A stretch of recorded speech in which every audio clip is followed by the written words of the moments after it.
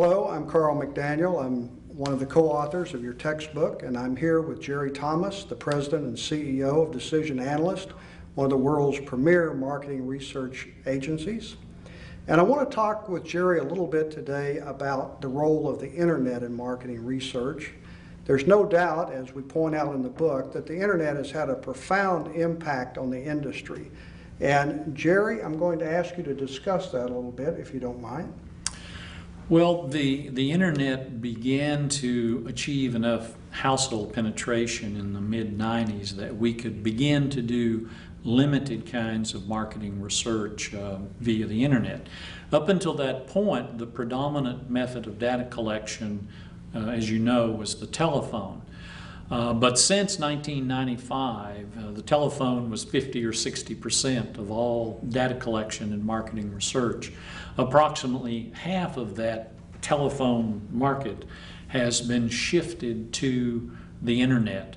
Also, the internet has taken business away from mall intercept interviewing. If you've ever been in a shopping center and someone approaches you with a clipboard, that's what I mean by mall intercept interviewing.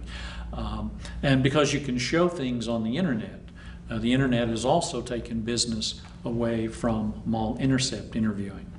But the internet as a data collection medium is most developed in the United States in the year 2005. It's really just beginning to take off now in Western Europe, particularly in the pan-European countries. So we expect the internet to become the predominant data collection medium worldwide within the next decade. Now, how has Decision Analyst reacted to this tremendous growth of the internet? Well, I wish I could say that we were brilliant and had foresight, but it actually was an accident that we got into it. At the time the internet was beginning to develop in the early 90s, I happened to have two teenage boys in high school.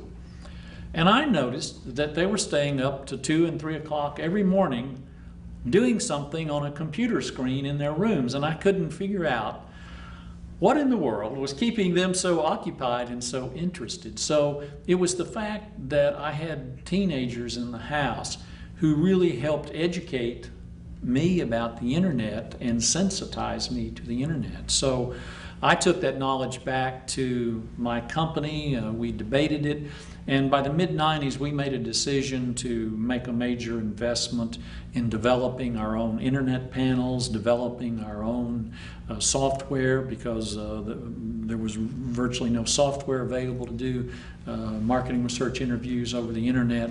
So we made a big decision to invest a lot of money and try to be one of the leaders in this new paradigm, this new emerging data collection methodology. And we at first met tremendous resistance. We would go and call on clients and they would, fold their arms up and they weren't interested. But by 1998, 1999, the ground began to shift and we began to see it take off.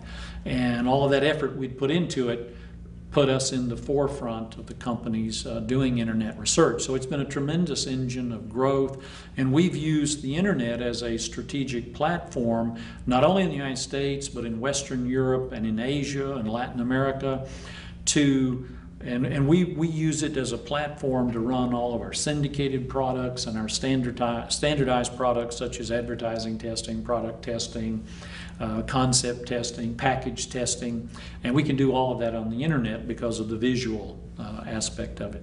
So it's been a great boon, I think, for the marketing research industry, and it's certainly been a great opportunity for Decision Analyst, and we're working very hard and continue to work to try to fully exploit it as a medium.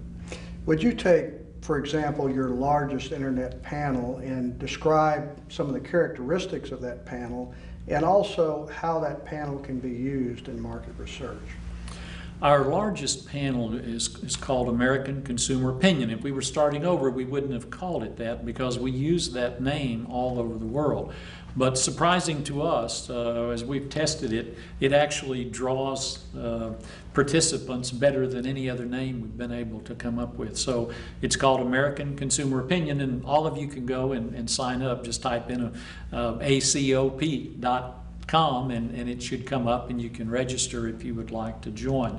But our American Consumer Opinion panel consists of almost 6 million people that we can access worldwide. About half of those are in the United States, and the other half are scattered around the world, but the bulk of them are in Western Europe, because the U.S. and Western Europe together account for about 80% of the world market for marketing research. So we've invested most of our money in developing our large consumer panel in the U.S., Canada, and the 5 major countries that make up Pan-Europe.